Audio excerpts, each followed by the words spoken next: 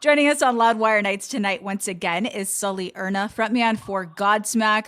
Welcome, welcome, and thank you so much for your time, Sully. Oh, of course. Thanks for having me again. Thank you. So you guys make the best silly videos on Instagram. I mean, better than any other band right now. Between the latest farting one, which gross, you as a techno DJ, you got Shannon Larkin always doing something ridiculous. So fun. Love them. But there was one video, one that you actually took down, and I've been wanting to ask you this. I'm so glad you're here. You did it before I got to see it. So what did you say about your beloved Patriots on Super Bowl Sunday that got people so upset you took down the video? I only took it down because it's not like I try to be a soft sport or like someone who's like, overpowering when it comes to our team winning and stuff like that. But, people are so sensitive about their sports or whatever. I think it was more that I was just kind of running around when they were scoring and I was so excited and I was pointing the phone at some of my friends and they're like, FKC, and, like they were just saying all this stuff. I'm like, all right, we're getting a little brutal now because that's just kind of how Boston fans are.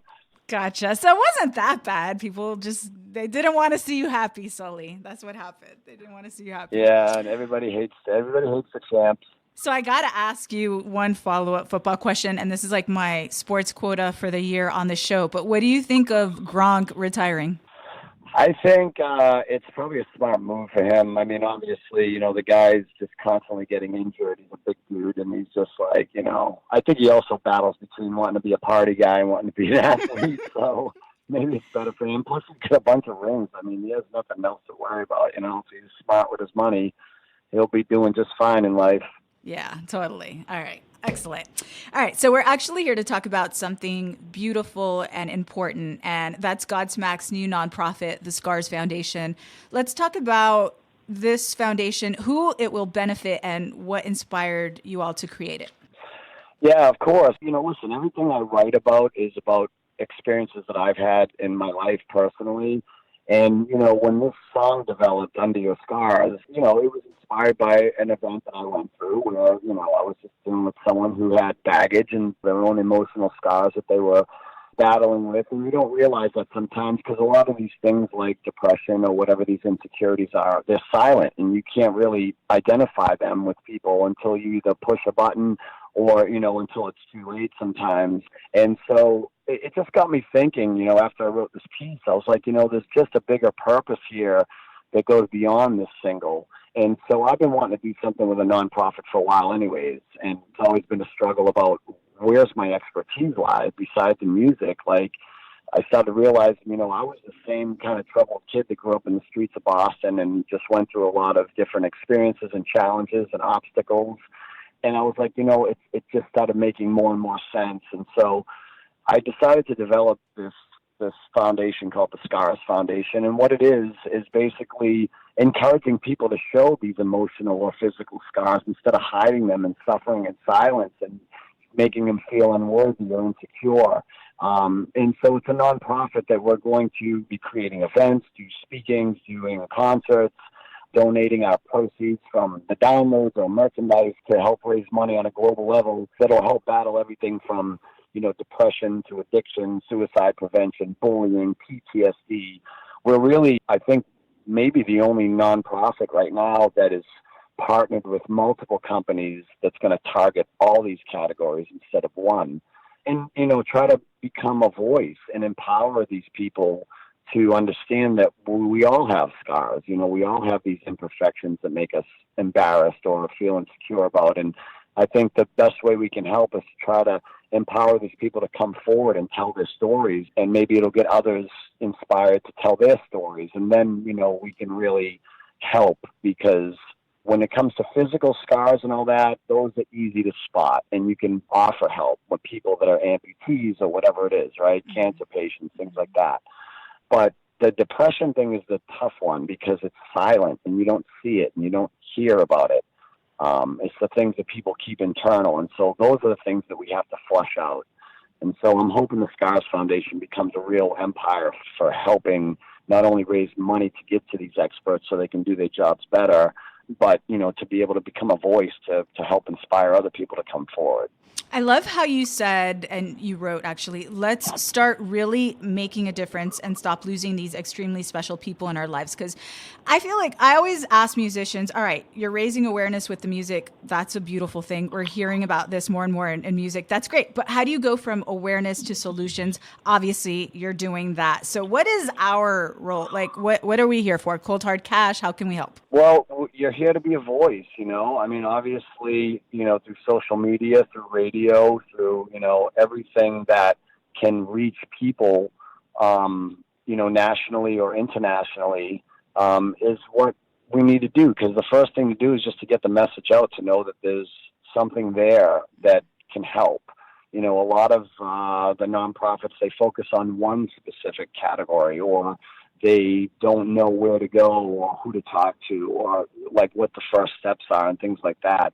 So I just think the most powerful thing is for people to kind of start embracing people and getting them to talk about it. And more importantly, the people who are suffering with these mental illnesses and things like that, we want to let them know that, like, it's all good, man. Like, we have the same issues. Some people may feel like it's more intense for them than others, or they may not know how to flush it out or balance it.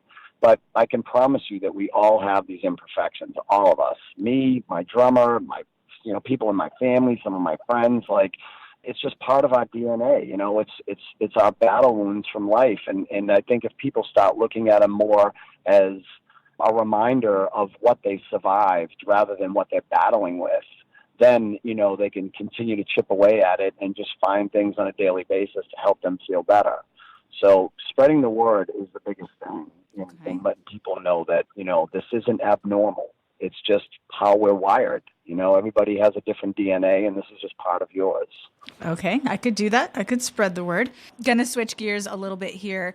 I want to talk about When Legends Rise, which already went to #1. We've been playing it, but we continue to play it. And here on Loudwire Nights, I like to share a story about the song coming from its creator, you, if possible, before we play it. So given it's the album's title track, can you speak about the importance of the song? Like, why was it worthy of having the album named after it, if that was the order? Well, as I was writing the record and it was developing more and more, the one thing I always struggle with from record to record is, like, what is the lyrical content going to be? Like, what am I going to talk about on this record? What have I gone through? What have my experiences been? Where am I at in my life right now? That kind of thing.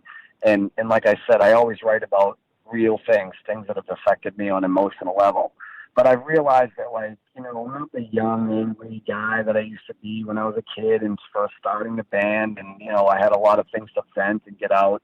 And now things are good, and I'm just like, oh, it's getting tougher because it's, sometimes it's hard to write about, like, happy feelings and, like, things that aren't really a part of the rebellious side of rock and roll. But I also had realized over the last 3 or 4 years that, the band collectively and individually has gone through a lot of changes. We have families of our own now and children that are growing up, and, a couple of the guys decided to clean up their act and get sober. And, I think everyone is just evolving as a person. And, I wanted to direct them into maybe, going a little bit different of a direction with sound and, kind of broadening our fan base and things like that, and growing and evolving with our fans, because, 2 generations have come up now since we've started. And so it all really became about rebirth. And I think When Legends Rise was just a metaphor for that. It was about saying that, like, you know what, you can knock us down into the ashes, you can burn it down to the ground so many times, but when you stand strong again and get back up on your 2 feet, sometimes it can be better than it was. And I think that title track really kind of represented the theme that runs through the whole record, which is just about starting over and rebirthing the band. Perfection. That will get a lot of on-air play on Loudwire Nights.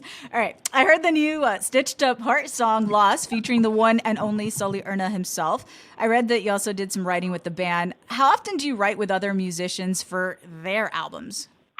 I try to do it when I have spare time, but me and Mixie, the singer, have become really close and very good friends over the years, and I started doing some writing with her initially. That's how we met, and we just became very close. And And then, they had wrote a song called Lost. She presented it to me and, it asked me if it was something I'd consider singing on. And then, after giving it a listen, it was just kind of a no-brainer. The song was great. I loved hearing them grow into a new sound. It's still a very strong sound for them, but their record is taking another direction, twisting them down a different path. And it's really good, and it's much more melodic, and it's still heavy, and it has a lot of great grooves in it.